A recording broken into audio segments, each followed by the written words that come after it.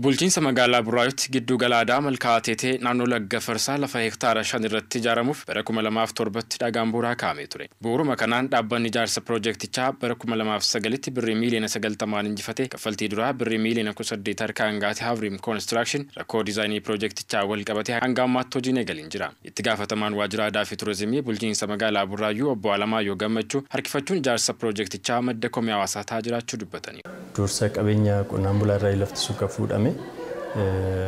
Even beenyaa xiqqaadhaan yeroo sanatti kan fuudhame amma haalli hawaasni sun komiillee itti kaasaa jirutu jira jechuudha. Lafti sun odoo hojjetame ta'ee irratti namni komiin kaasu ture. Har'a waan lafti sun odoo irratti hin hojjetamin tureef komiin illee irratti kaa'ataa jiru jechuudha.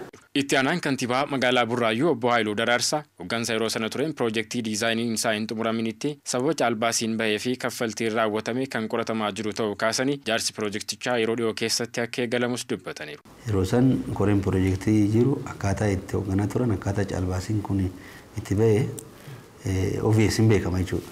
Diizaayinii kan hojjete intarpiraayizii bishaan Oromiyaati. Akkaataa seerri Projektiin tokko hojiirra xoolu caalbaasiin itti ba'uusaniin deemanii wanni jedhu kun lafarra harkifachuus mataa isaatiin hiikaa mataa isaa danda'e qaba waan ta'eef haga dhumaatti waan isaa qulqulleessanii uummataaf ifa gochaa deemna. Itti aanaan hojii gaggeessaa waajjira mana qopheessaa magaalichaa obbo Abdiisaa Dhugumaa gama isaaniin hoggansi yeroo sanatti ture sanada piroojeektichaa dhiyaateefiin walii galuu fi kaffaltii raawwachuu ragaan jiraachuu eeruun ammas diizaayiniin piroojeektichaa yoo mirkanaa'e deebi'e bu'uuruma waliigaltee raawwatameen ijaarsa piroojeektichaa eegalsiisuuf dhaabbata kaffaltii duraa fudhate waliin wal quba qabaachuu dubbataniiru. Diizaayinii fi ispeesifikashiniinsa hojjetamee dhufeera. Dhufeet isarratti hundaa'ameeti beeksisa caalbaasiinis kan bahe.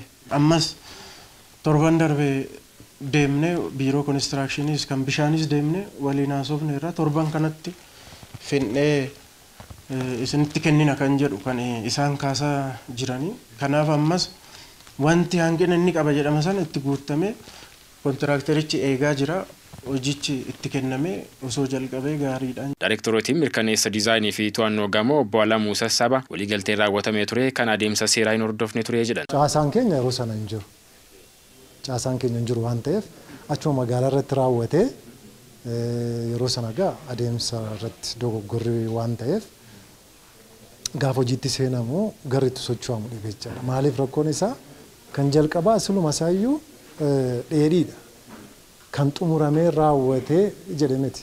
Diizaayiniin piroojeektichaa qophaa'aa jiru xumurame ijaarsi Giddugala Aadaa Malkaa Ateetee yeroo dhiyoo keessatti akka eegalamuufis hojjetamaa jiraachuus dubbataniiru. Akka abbaa taayitaatti nuti adeemsa qulqullaa diizaayiniin qoratamee qulqullaa'ee mirkanaa'ee sanadi caalbaasii qophaa'ee qaama hojii ijaarsaa kana hojjetuuf toora eeggatee deemuu waan qabuuf hanga sanatti adeemsi kun adeemsi piroojeektichi baay'ee walxaxaadha. Piroojeektii bal'ina qabu aadaadhaan wal qabataa ofuma isaati ijaarsichi walxaxiinsa qaba.